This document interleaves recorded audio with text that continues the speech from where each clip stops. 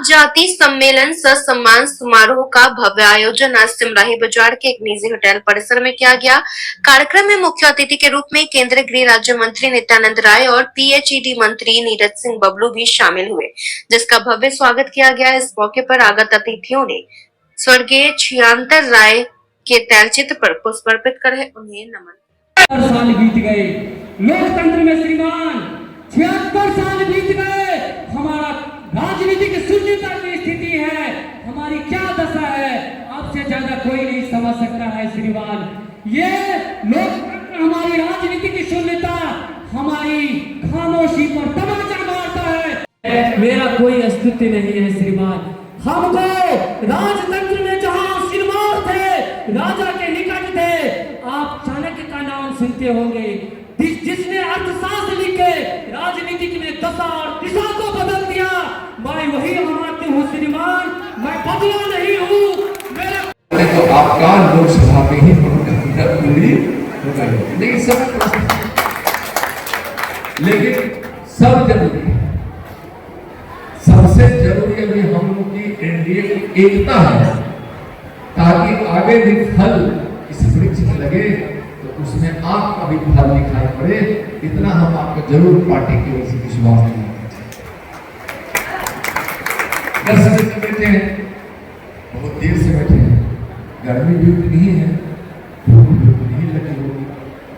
तो दो बात मैंने जो कहा है कि गरीब का बेटा नरेंद्र मोदी भी आपके सम्मान को बढ़ाए हैं, इसलिए एक बार उनके नाम पर बोल दीजिए, नरेंद्र मोदी जिंदाबाद। आपका इतिहास उस काल से है कि दशरथ के राज में सुमंत आमंत उनके सबसे प्रमुख सलाहकार नहीं थे, उनके ज्ञान दिमाग सब थे सुमंत आमंत। शिवाजी के दरबार में भी 7 उनके रत्न थे, उसमें भी आमंत प्रजाति के एक हमारे समाज के लोग थे। सम्राट अशोक के भी इतना समृद्धि मिला, उसमें आमंत जाति का योगदान, इसलिए उनके उस काल में वह एक बड़े योद्धा के रूप में उनकी।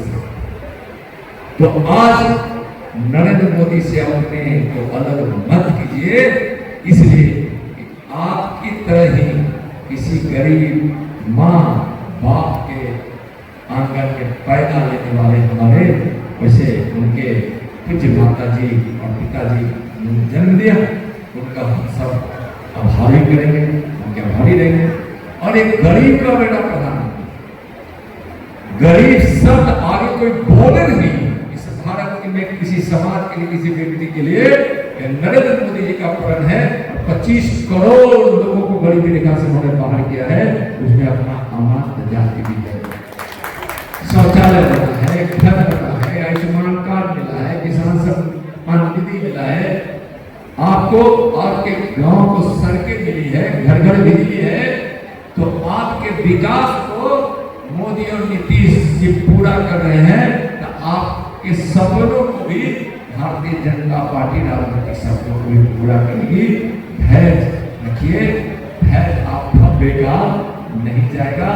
जितना आप मानते हैं राजकुमार जी को या किन्हीं भी जनप्रतिनिधि को जो आपके पास समाज से है, उसमें से हम लोग भी और हमारी पार्टी भी उनको कम मानने वाली। चलिए आगे हम लोग फिर एक बार अपने छियांतर राय जी को, महाशय जी को नमन करते हुए और हम सब मोदी जी नीतीश जी के साथ आगे बढ़े। आप कभी होगा। जय हिंद, जय भारत। संघर्ष करते रहते हैं और भारतीय जनता पार्टी में लगातार अपना समय देते रहते हैं। लेकिन मैं एक बात कहना चाहता हूं कि हमारे माननीय प्रधानमंत्री जी का जो सिद्धांत है, जो भारतीय जनता पार्टी का सिद्धांत है, वो है सबका साथ, सबका विकास और सबका विश्वास। इस पे हम सब लोग काम करते हैं और उसका नतीजा ये रहा है कि आदरणीय राम कुमार जी को हमने जिला का अध्यक्ष बनवाया, और एक बार नहीं 2 बार जिला का अध्यक्ष बनवाया। और सुपौल पे हम समझते हैं कि नित्यानंद राय जी का का विशेष आशीर्वाद रहता है, विशेष ध्यान रहता है और विशेष जानकारी लेते रहते हैं कि किनको जवाबदेही मिलता है। और इन्हीं के निर्देश पे मैं आपको जानकारी देना चाहता हूं कि नित्यानंद राय जी के निर्देश पे राम कुमार जी को विधानसभा का भी टिकट दिया गया। वो सब इनके निर्देश पे होता रहा है। साथियों, इतना ही नहीं हुआ और उसके बाद इनको कोल इंडिया में भी जगह देने का काम किया। जब हमारी सरकार केंद्र में बैठी, इन्हें कोल इंडिया में भी हम लोगों ने जगह दिलाने का प्रयास किया। और मैं आपको बता दूं, यहाँ पर राम कुमार राय जी बैठे हैं, हर बात को जानते हैं। जब लोकसभा का चुनाव शुरू हुआ तो हमने स्पष्ट तौर पर अपने पार्टी के तमाम वरिष्ठ नेताओं को, प्रदेश के अध्यक्ष को कहने का काम किया कि हम उस समय अकेले थे, एनडीए पूरी तरह नहीं था, जदयू हमसे अलग था। और हमने स्पष्ट यहाँ से कहने का काम किया कि अगर लोकसभा में किन्हीं को लड़ाना है, पहला नाम राम कुमार राय का है, उन्हीं को लोकसभा का टिकट दीजिए। लोगों ने कहा कि आप अपनी दावेदारी काहे नहीं करते हैं, आप तो 5 बार से विधायक हैं, मंत्री भी बने हैं, आप काहे नहीं दावेदारी करते हैं। हमने कहा नहीं, लोकसभा का लड़ना होगा, हम मधेपुरा जाके लड़ेंगे, जहां कोई नहीं लड़ना चाहता है, हम सहरसा में लड़ेंगे। राम कुमार राय जी को टिकट सुपौल से दीजिए, सुपौल लोकसभा से। हमने सबको करने का काम किया। पूछिए राम कुमार राय जी, आप दवा के तौर पर खड़े हैं, इनको नहीं पता था, ये नहीं सोचते थे कि हमको लोकसभा लड़ना है, नहीं सोचते थे इनको विधानसभा मिल जाए। लेकिन समय बदलते रहता है, तो समय बदलता है तो उसी के अनुरूप काम करना पड़ता है। पुनः यहाँ एनडीए की सरकार बन गई और ये सीट चला गया जेडीयू में, ये टिकट से वंचित रह गए। हम इनको लगातार कहते रहते हैं कि आप काम में बने रहिए। और भारतीय जनता पार्टी एक ऐसी पार्टी है कि एक एक कार्यकर्ता का सम्मान करती है और सभी समाज के लोगों का सम्मान करने का काम करती है। जो कार्यकर्ता पार्टी के लिए काम करेगा, जो पार्टी में समय देगा, उसका कभी समय जाया नहीं जाता है।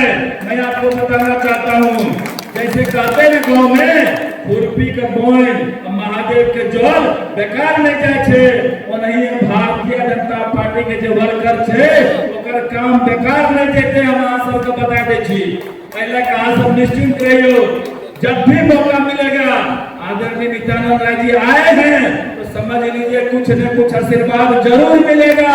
ये बात आप मानिए, क्योंकि